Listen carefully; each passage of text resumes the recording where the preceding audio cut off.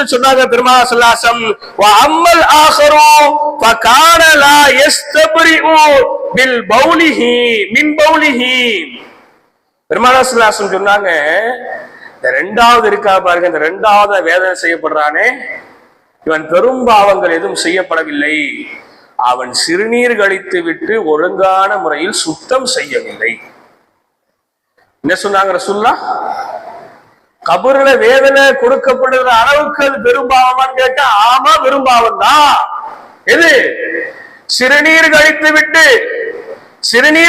விட்டு சரியான முறையில் சுத்தம் செய்யாதவர், அறவே சுத்தம் செய்யாம விட்டவர் கிடையாது, கொஞ்சம் அறமுறையா ஏதோ ஒரு அவசரத்துல சுத்தம் செய்யாமல் விட்டவருக்கு பெரும் தண்டனை கபரிலே வழங்கப்படுகிறது என்று சொன்னால், இன்றைக்கு பல ஆண்களிடத்தில் நாம் போய் சொன்னோம்னா, பாய் மகரிப்ல இன்னைக்கு வருவோம், இன்னைக்கு வெள்ளிக்கிழமை தொலை வாங்கல, இல்ல தொலை முடியாது, கொஞ்சம் தொலை முடியாத நிலைமை. தொலை முடியாத நிலைமைலாம் என்னங்க? அதான் சத்தே வேலையா போன இடத்துல என்ன ஆச்சு போச்சு, போற மாதிரி ஆயிடுச்சு, சுத்தம் பண்ணல, சொல்லுமா இல்லையா? இன்னைக்கு இதை காரணம் காமிச்சு என்ன செஞ்சுட்டே இருக்கோம்? தொழுகையை நாம விட்டு கொண்டே இருக்கின்றோம். அது பெரும் தண்டனை குறித்தானது.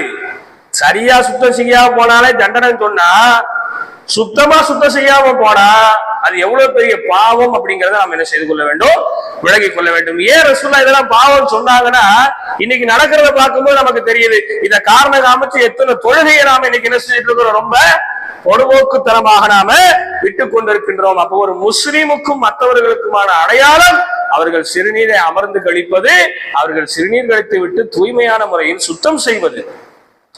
வெறுமனே ரசூலுல்லாஹ் ஒரு சடங்காவோ சம்பிரதாயமாவோ ஒரு மாற்று மதத்தாருக்கும் நமக்குமான வேறுபாடா மட்டும் சொல்லல, அதுல ஆகப்பெரும் மருத்துவங்களை பெருமானார் ஸல்லல்லாஹு அலைஹி வஸல்லம் உள்ளடக்கினார்கள். இன்றைக்கு இருக்கக்கூடிய மருத்துவர்கள் சொல்கின்றார்கள், உங்களுக்கு 16 வயது ஆகிவிட்டதா, கத்னா பண்ணுங்க, உங்களுடைய மர்ம உறுப்பில் இருக்கக்கூடிய ஒரு பகுதியை வெட்டி எடுங்க, உங்களுக்கு உப்பு நோய் வரக்கூடாதா, கல்லடப்பு வரக்கூடாதா, அமர்ந்து சிறுநீர் கழிங்க, உங்களுடைய ஆண்குறியில எதுவும் பிரச்சனை வரக்கூடாதா, சிறுநீர் கழிச்சிட்டு சுத்தம் பண்ணுங்க. இன்னைக்கு மருத்துவர்கள் இன்னைக்கு அதை பெரிய மருத்துவமாக சொல்லிக் கொண்டிருக்கின்றார்கள்.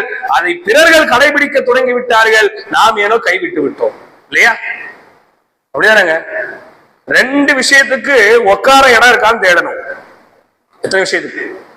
ஒண்ணு சாப்பிடுறதுக்கு, இன்னொன்னு மனம் ஜலம் கழிப்பதற்கு. எங்க போனாலும் அப்படி நின்றுகிட்டே மடக்குன்னு குடிச்சிடக்கூடாது இல்லையா? உட்கார்ந்து குடிங்கன்னு சொன்னாங்க. அப்ப அதெல்லாம் என்னதுங்க, ஒரு மோசமான குணமாக என்ன செய்கிறது இருக்கிறது.